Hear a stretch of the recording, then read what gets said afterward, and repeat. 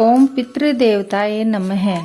आज हम आपके लिए लाए हैं पितृ अमावस्या की कहानी, जो कि आश्विन मास के पितृपक्ष की अमावस्या को सर्वपितृ अमावस्या भी कहा जाता है। हिंदू धर्म में पितृपक्ष यानी श्राद्ध पक्ष का बहुत महत्व है। पितृपक्ष के दिनों में पितृगण धरती पर आते हैं ताकि 16 दिन तक वह अपने परिजनों के बीच रहकर अन्न व जल ग्रहण करके तृप्त हो सके। पूर्वजों की इन आशा को पूरा करने के लिए जिस तिथि को पूर्वज की मृत्यु हुई हो, उसी तिथि के दिन उनका श्राद्ध व तर्पण किया जाता है। और ऐसे में अगर उनको तृप्त नहीं किया जाए तो उनकी आत्मा अतृप्त ही लौट जाती है, जिसके प्रभाव से घर परिवार के लोगों को आए दिन दुख व तकलीफ का सामना करना पड़ता है। आश्विन मास की अमावस्या के दिन उन पितरों का श्राद्ध किया जाता है जिनकी मृत्यु की तिथि हमें पता नहीं होती। इसलिए यह बहुत जरूरी है कि जिन भूले बिसरे पितरों की पुण्य तिथि आप भूल चुके हैं, उनका इस तिथि पर श्राद्ध करें। पितृ अमावस्या पितृपक्ष का अंतिम दिन होता है। इस दिन पितरों की विदाई होती है, इसलिए पितृ अमावस्या के दिन अपने सभी पितरों का ध्यान करके और उनसे अपने द्वारा की गई भूल की क्षमा मांगे। पूर्व समय की बात है, पितृ अग्निश्वात की मानसी कन्या अक्षोदा घोर तपस्या कर रही थी। वह तपस्या में इतनी लीन थी कि उसे तपस्या करते करते 1000 वर्ष बीत गए। उसकी तपस्या के तेज से पितृलोक प्रकाशित होने लगा। इसी वजह से सभी श्रेष्ठ पितृगण प्रसन्न होकर अक्षोदा को वरदान देने के लिए एकत्रित हुए और अक्षोदा के पास गए। उन्होंने अक्षोदा से कहा, हे पुत्री, हम सब तुम्हारी तपस्या से बहुत प्रसन्न हैं, इसलिए जो चाहो वह वर मांग लो। लेकिन अक्षोदा ने पितरों की तरफ ध्यान नहीं दिया। वह उन सभी में से एक अति तेजस्वी पितृ अमावस्या को बिना पलक झपके निहारती रही।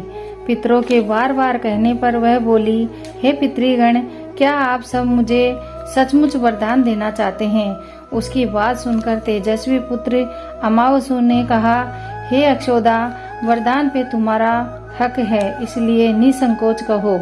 तब अक्षोदा ने कहा, हे भगवान, यदि आप मुझे वरदान देना ही चाहते हैं तो मैं आपके साथ आनंद पूर्वक रहना चाहती हूँ।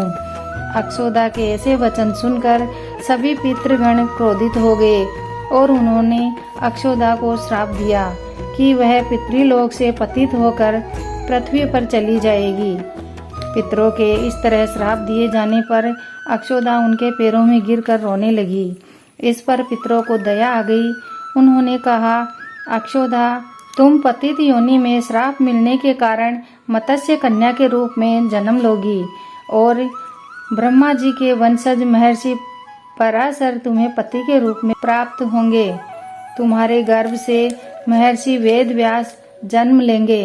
उसके बाद तुम दिव्य वंश में जन्म लेते हुए श्राप मुक्त होकर पुनः पितृलोक में वापस आ जाओगी। पितरों के इस तरह कहने पर अक्षोदा शांत हुई।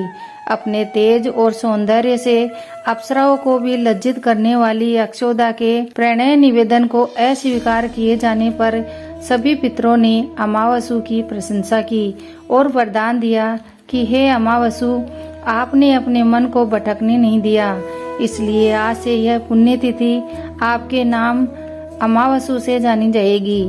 ऐसा कोई भी प्राणी जो वर्ष में कभी भी श्राद्ध तर्पण नहीं करता, अगर वह इस तिथि पर श्राद्ध करेगा तो उसे सभी तिथियों का पुण्य फल प्राप्त होगा। तभी से इस तिथि का नाम अमावस्या हो गया और पितरों से वरदान मिलने के कारण अमावस्या को सर्व पितृ श्राद्ध के लिए सर्वश्रेष्ठ पुण्य फलदायी माना गया। हे पितृगण, जो भी अमावस्या के दिन सर्व पितृ श्राद्ध करे, उसकी सभी मनोकामनाएं पूर्ण करना और पूरे परिवार की रक्षा करना। कहानी अधूरी है तो पूरी करना और पूरी है तो मान बढ़ाना। बोलो पितृदेव की जय।